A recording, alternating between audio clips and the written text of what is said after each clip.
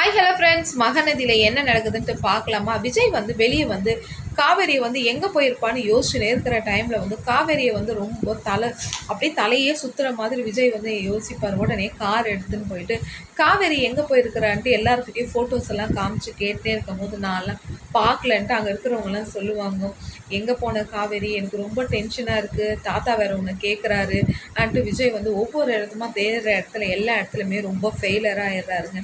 உடனே காவேரி வந்து கோவிலுக்கு தான் போயிருப்பான்னு கோவிலில் போயிட்டு உட்காந்துன்னு எல்லா இடத்துலையும் பார்க்கும் போது அந்த இடத்துல காவேரியும் இல்லைங்க.